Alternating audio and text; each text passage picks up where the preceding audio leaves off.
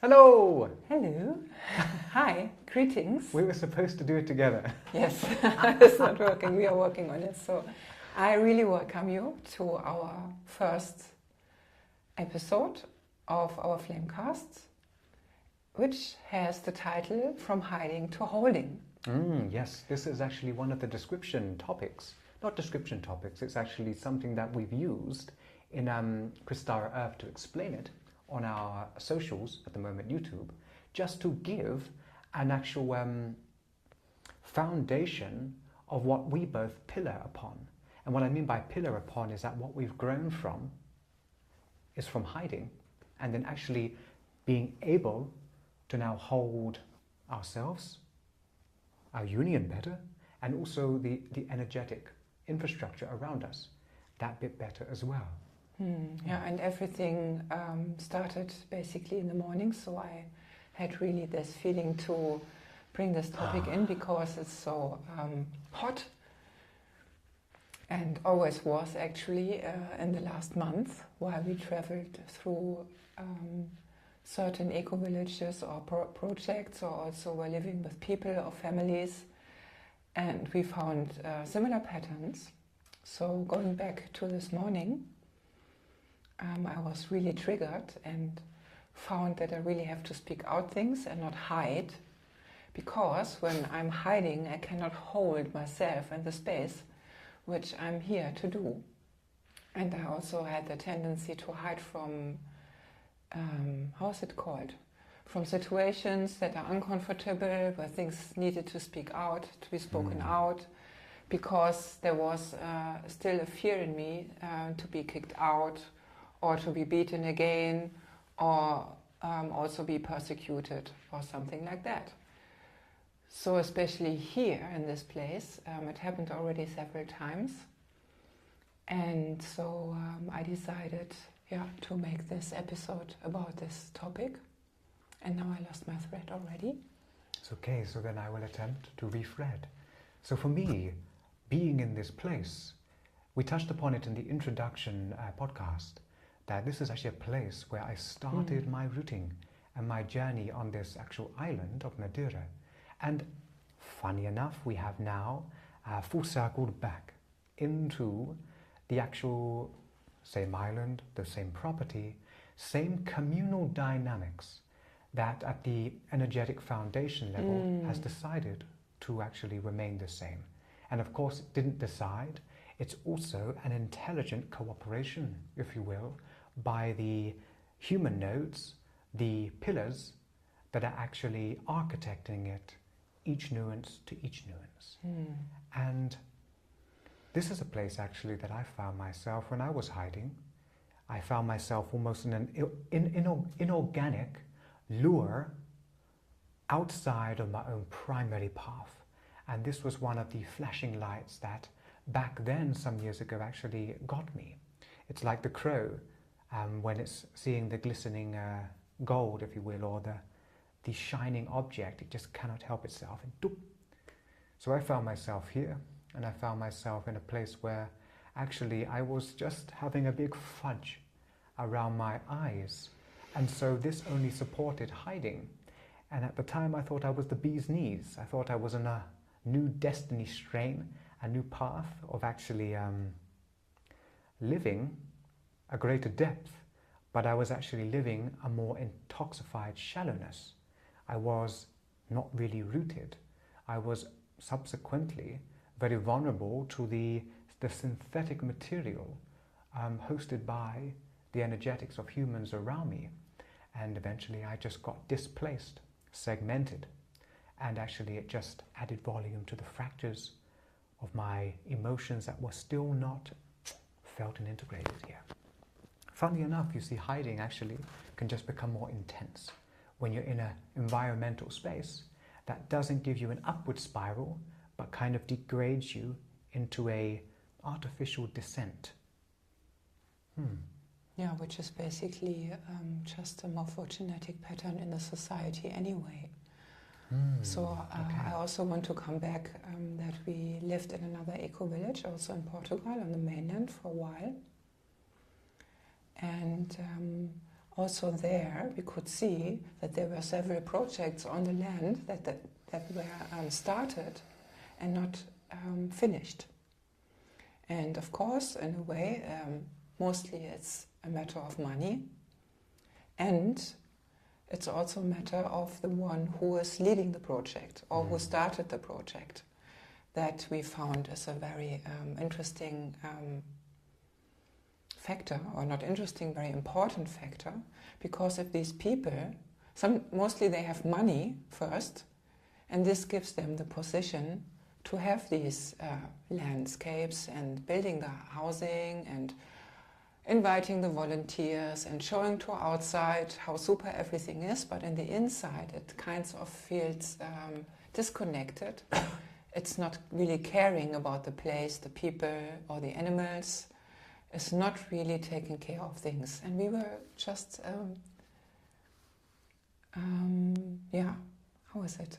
We were just, triggered and annoyed in the morning again, because there was a discussion about firewood, which will be not available, and if so, we should pay it now by ourselves. And I was just really pissed, because we just paid around 1,400 euros for this building rent for 1 month, and it was not communicated that there will be no more wood. I mean, it's 13 degrees outside, and the building still has wet patches from the last rain and so on. So the topic comes around about not taking care of things. Yeah, so this is actually quite an emblem, if I may. Yeah. It's quite an emblem. If we snapshot that and take the symbolic thread now of we as clientele or guests to a place that is presented as a business to accommodate people, like Airbnb, for example, and they need nurturing of warmth. The facilitator of the business, the prime nurturer, is stepping outside of witnessing someone else's needs or our needs and choosing not to actually provide warmth, the essence and the structure to actually accommodate a caring, a care to one's own self. So capturing this has an internal reference to where the individual is also occupied in their consciousness, not necessarily stuck, not necessarily looking at this as a leveling. It's simply where they are now, approaching themselves and also thusly the adjacent reality here. So just stop there for a moment and actually look of the carelessness energy there when villages that are wanting to become a more unified and dedicated to a holistic connection, simply put, is actually stepping out of the simplest of things to look at the needs of who is actually there and care for it. You know, so this is a little bit of a simple thing I am saying, and I wanted to see what I could stream here just to grab that, because it's had a great effect on us. And it's always these small things that always have a larger impact in life here. And I, for one, when in this hiding position, I was very cold, not in the sense of dark emotionally, but I did not have this internal warmth that I could feel would be supporting me to actually go deeper into claiming more of an authentic spark in myself. But warmth as well can be a metaphorical gesture to actually having people around you that care. And again, this is a very simple thing. Lighting a fire is a very simple thing, yet it's so absent. So when there's complexity, and when you want to be seen, when you're missing the mark of actually rooting down into the fires of you, your authenticity, there is just a Antarctic wind that's blown in your relations. And unfortunately, the people that are relating with those wind blowers actually feel the frostbite. And I see this as a transmission, because this is something that is healthy, I find, to be called out on. and I practice neutrality here, because I can get quite fiery when moving through these topics as well, because it's quite something that's against your life, your own natural accommodation and facilitating of your housing here. Yeah, and especially I found for myself that I have guests, if they pay or not, then I have to see that these guests are well in their surroundings, that they are warm, and that they have their basic needs met, which is firewood, while it is 13 degrees outside and it's just windy and stormy. And I wanted to come back to a point that we saw this pattern also in other eco-villages or other projects, that there are people, and whether they have money or they take it from the bank, buy land and build up things, but this does not mean necessarily that they have the capacity inside themselves to really hold a space, to really nurture a space, because for that they would need their connection to themselves. So what I could see in the morning very clearly, and I saw it some weeks ago, is that people who are not connected to themselves because they don't do their inner necessary shadow work, so they take their unhealed parts within the project, that it still plays out, the trauma and the disconnectivity to themselves, basically. And yes, they have the capacity because for a while they have the money, but they are always struggling to complete projects, to really bring the place into a flourishing zone.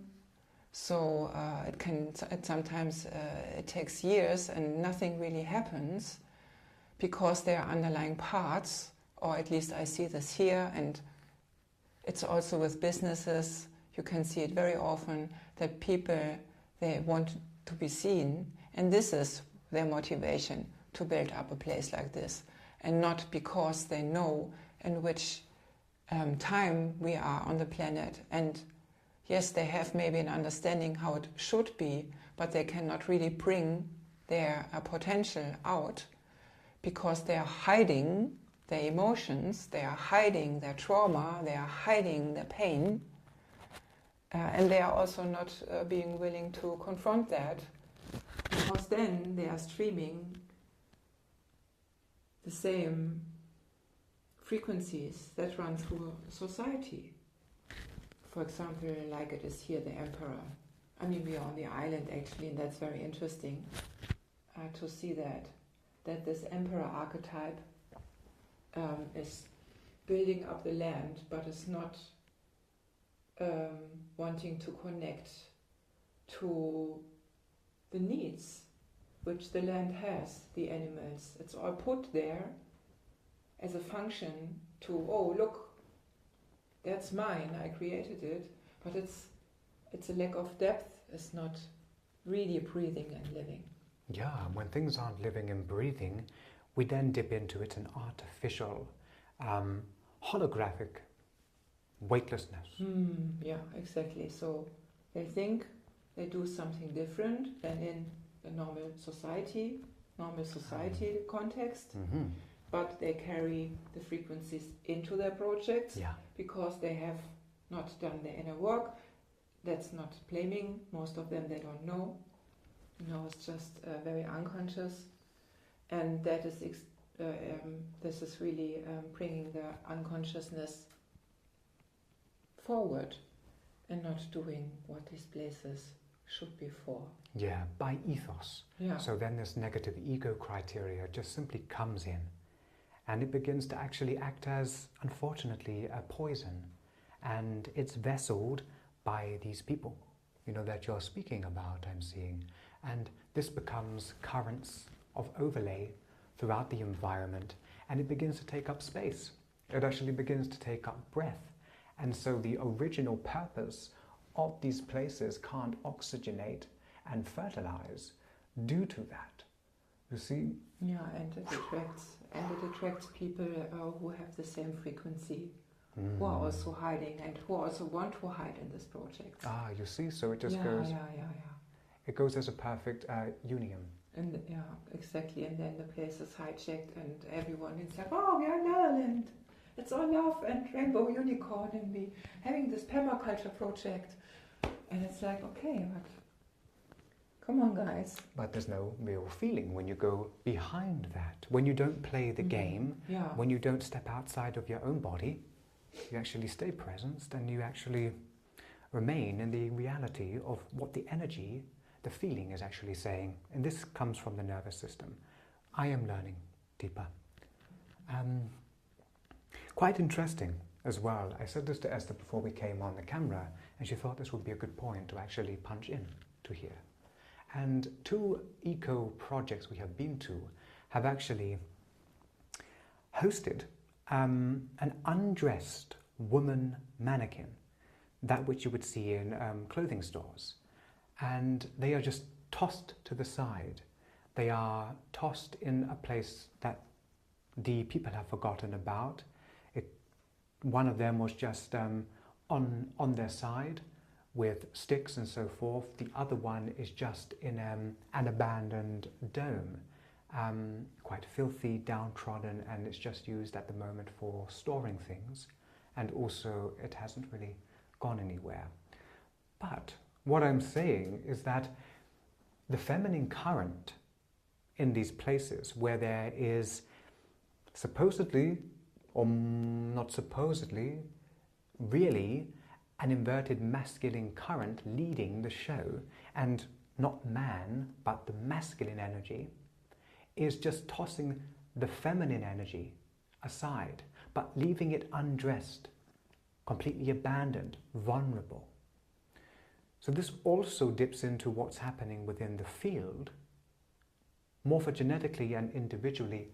You can look at to get a taster that the feminine is just being really discarded. It's not here.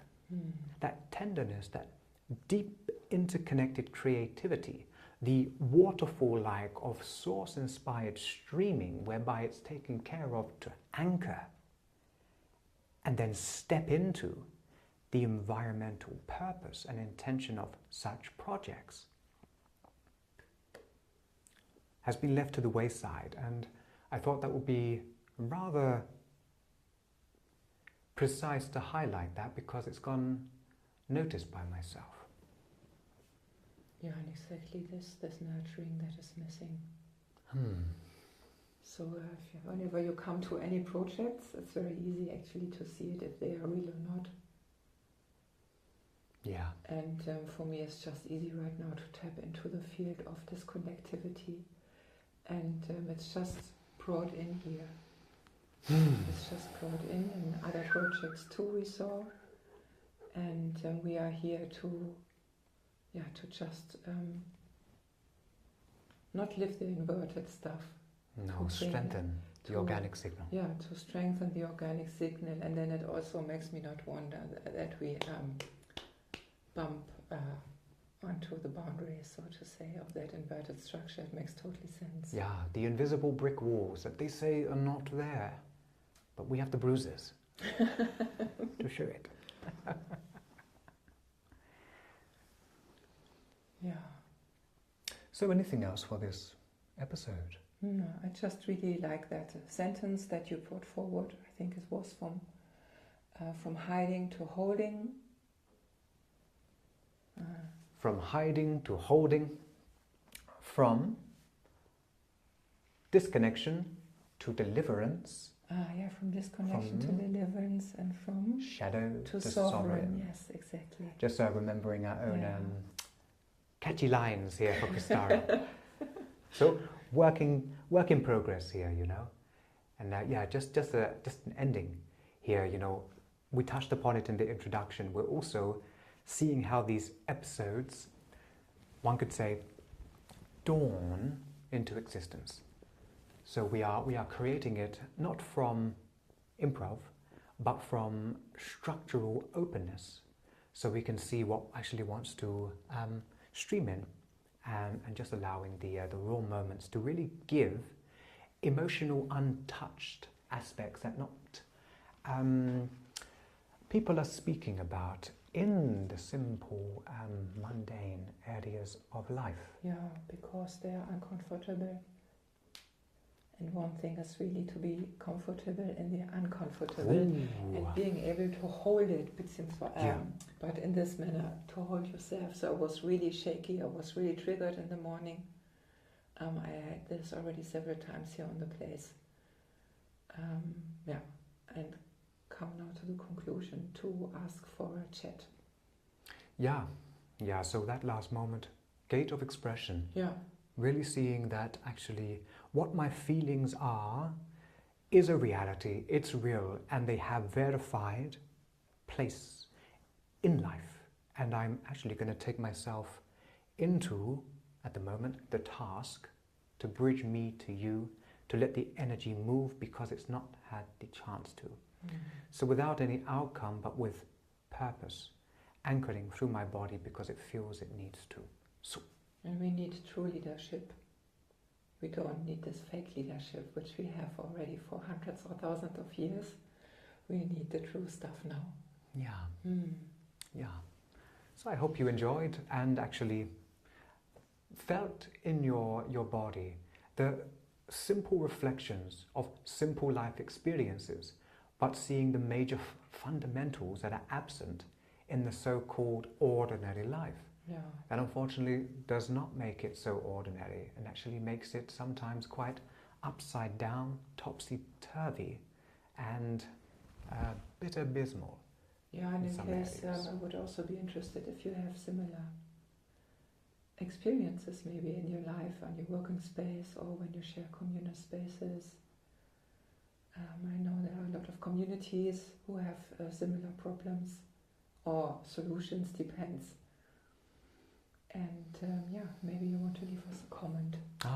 Yeah. And connect. There we go. Yes. Yeah. Okay then. Well, for now, bid you a ciao for this now. Yeah, ciao for this now, and thank you for staying with us until the end. Yeah. Talk soon. Talk soon and see you on the next episode. Ciao. Ciao.